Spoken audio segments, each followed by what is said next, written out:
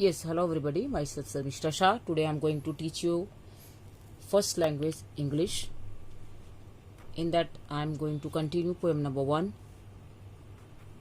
My Mother at 60 for standard 12th commerce and 12th science. Again I am repeating. I am just now explaining poem number 1, My Mother at 60 for standard 12th commerce and 12th science. This poem is written by Kamala Das. Now I will tell you something about the poetess. She was born in Malabar, Kerala. Originally, she was versatile and indigenous poet by nature, by words. Her poems are very famous because she was always busy in explaining the original ideas of the nature, versatile nature of the human beings, and indigenous properties of Indian common people. And moreover, she is writing novels and short stories also in English language as well as in Malayalam language. Her book, so-called Madhav Kutti, is very famous, and this poem is about natural aging process. In this, a child like you and me is explaining about mother's expression or mother's feeling or mother's condition of heart or mental situation when a child is parting from parents. So now I will tell you about the poem, or whatsoever I am explaining, actually it is paraphrase. So keep all the facts, all the statements in your mind. I have written all the stanzas one by one, and I have explained or all the summary in numbers. First sentence I want to speak is, the poetess was traveling from parents' home to Cochin on Friday. So actually she was living with parents, and due to some work she has to leave parents' house and she has to go to Cochin by air. Her mother was standing near her. She was uncomfortable and disgusted. As we can understand, when someone is parting and we are going to say see off at airport, at railway station, so that condition was mother's. While when she was there on airport, actually she has come to see off, but the poetess read all her mother's face expression, and she explained all the expression in this poem, so-called My Mother at 66. She was uncomfortable and disgusted. Mother was completely uncomfortable and she was disgusted, means sad.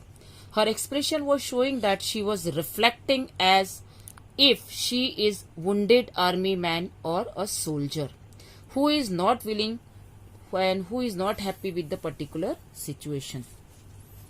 While going to the flight, the sideway trees look as if they are moving or enjoying like merryful children. Because when the poetess was going towards the airport, she saw trees around the both side of the road. So then she explained that these trees are looking as if they are welcoming me, and they are also enjoying my going to the next city. Security guard checked them when they entered. When the poet saw mother's face, it was pale or dull, because again I am telling you, mother was not happy as now her daughter will leave the city. Poetess felt as if she is equal to late winter's moon. As you know, here mother is compared to late winter's moon. Late winter's moon means moon already having quality of diminishing or decreasing, and winter's moon hardly we are seeing that.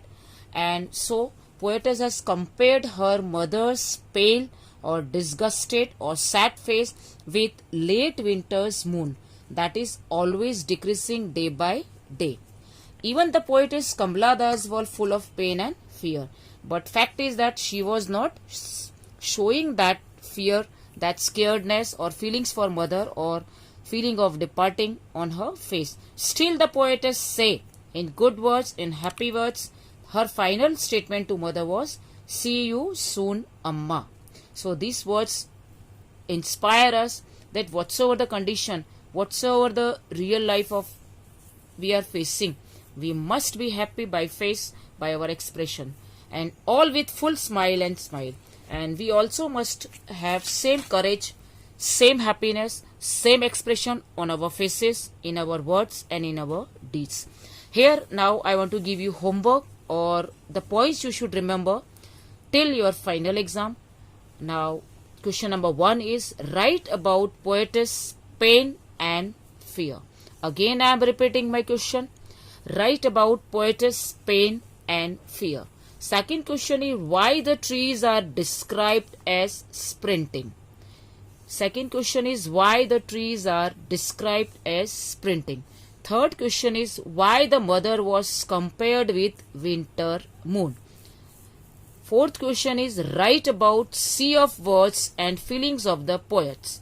And fifth and the last question that you have to do in every poem is point out all the figures of speech and learn by heart. Again I am repeating the common questions for all the poems, that point out all the lines, all the wordings that are showing different figure of speech.